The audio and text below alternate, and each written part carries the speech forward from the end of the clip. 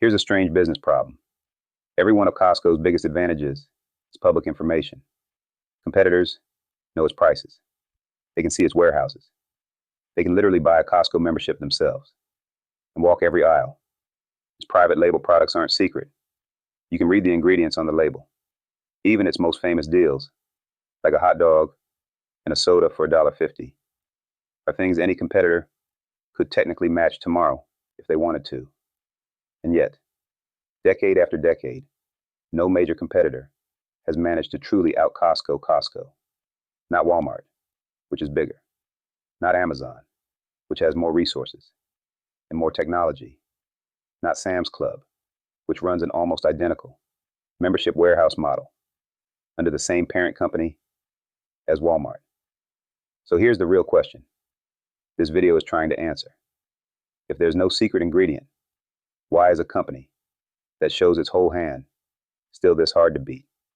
Let's start with the clue that's been sitting in plain sight since 1985, the $1.50 hot dog and soda. That price has not moved in 40 years. Not for inflation, not for rising meat prices, not even when, according to Costco's own former CEO, keeping it that low was costing the company real money in certain years. There's a well-documented story, confirmed by fact-checkers, that when Costco's co-founder, Jim Sinegal, handed the CEO job to Craig Jelinek, he only half joked, "If you raise the price of the effing hot dog, I will kill you." That's a strange thing to threaten a successor over.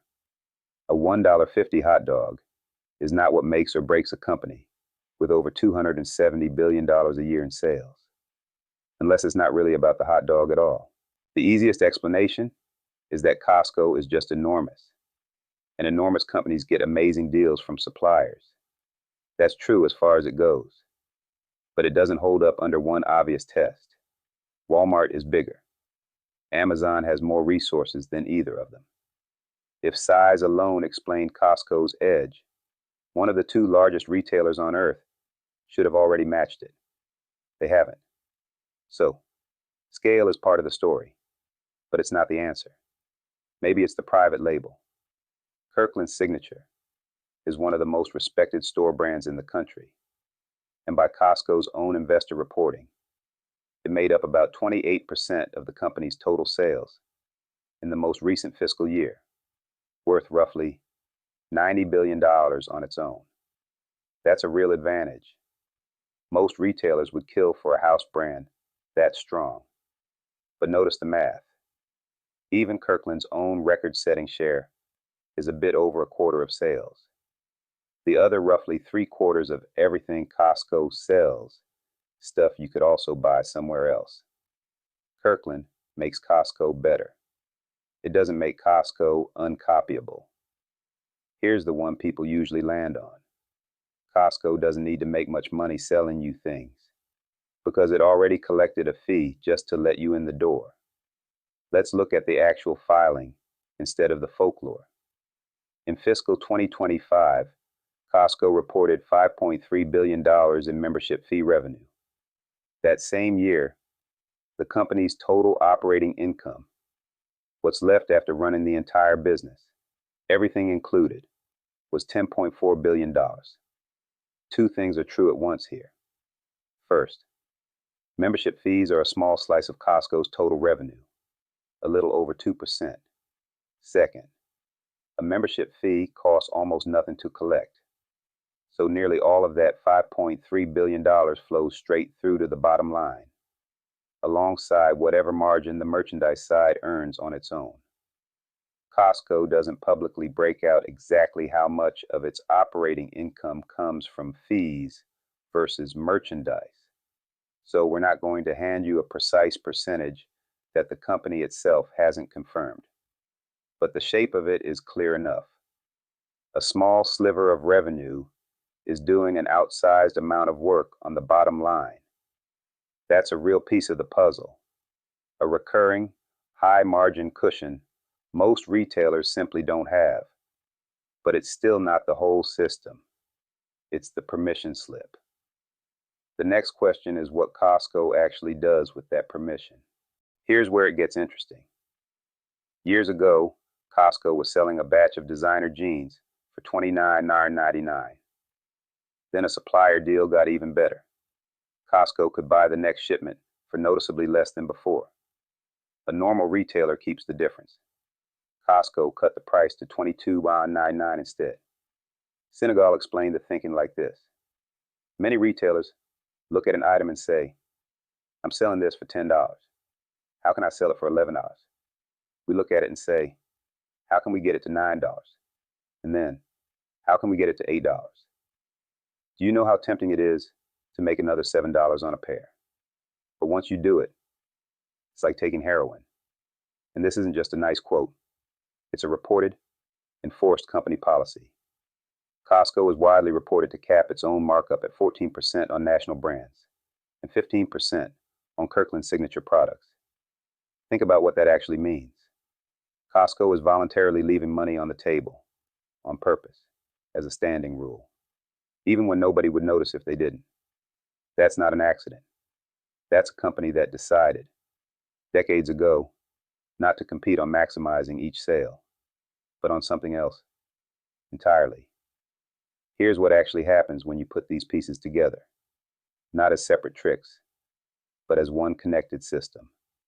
Membership fees give Costco a cushion most retailers don't have.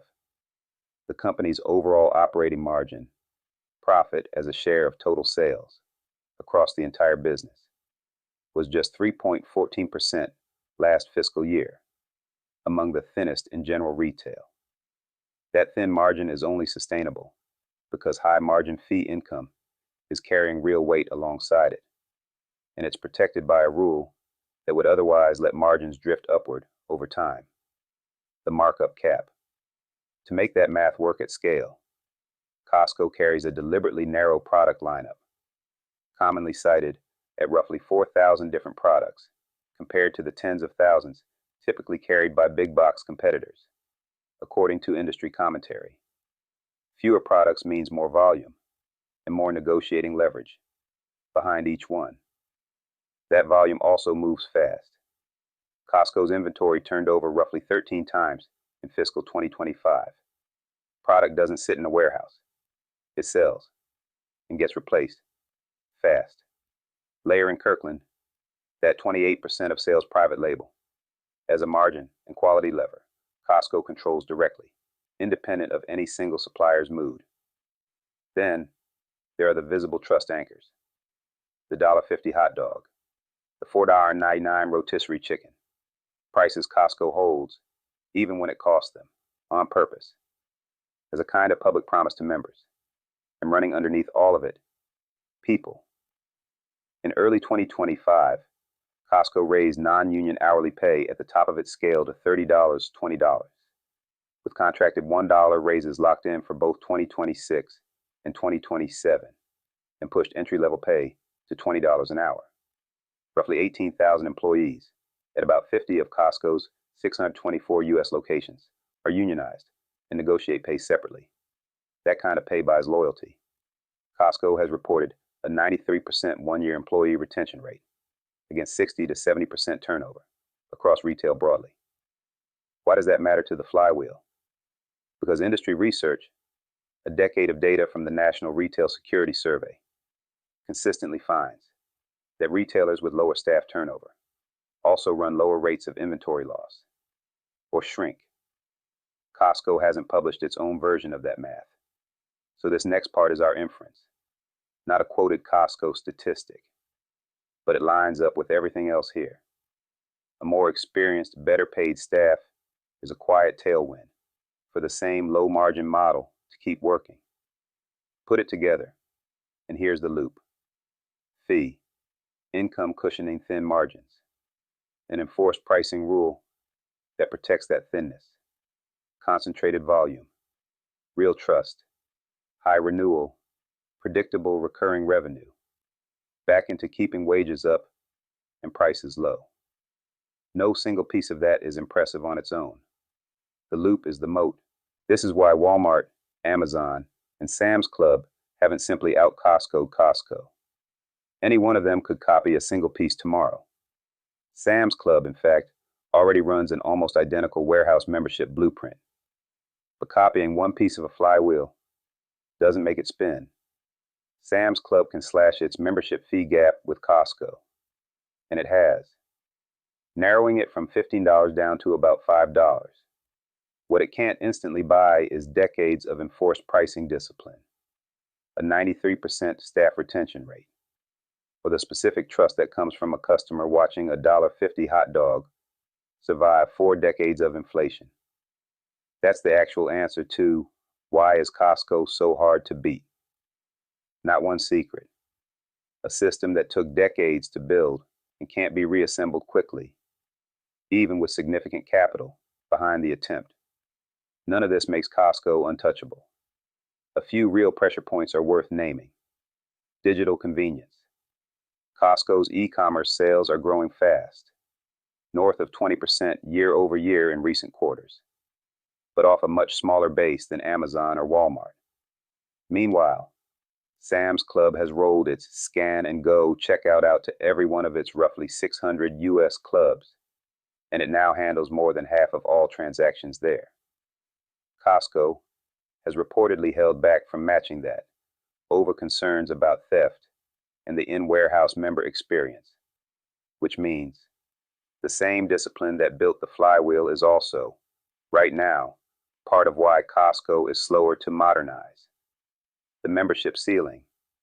Unlike Amazon or Walmart, Costco only sells to people willing to pay to shop there first. That's a structural limit on how large its customer base can ever get. Not a bug to be fixed, just a trade-off built into the model. Slower expansion. Costco trimmed its planned new warehouse openings for fiscal 2026 from 35 down to 28, largely due to delays opening in Spain, even as its existing international stores are posting strong sales growth. Growing this specific system takes time. It isn't simply a matter of spending more to go faster. The flywheel is real. It is not invincible. So, back to where we started. Competitors can copy Costco's prices. They can copy the warehouses, the memberships, even the private label. Sam's Club already runs almost the identical playbook on paper. What they can't quickly copy is decades of a company choosing, again and again, not to take the extra profit when it easily could, and letting that discipline compound into a loop that reinforces itself. You can copy a tactic. You cannot copy decades of incentives, discipline, and trust on a deadline. That $1.50 hot dog was never really about the hot dog.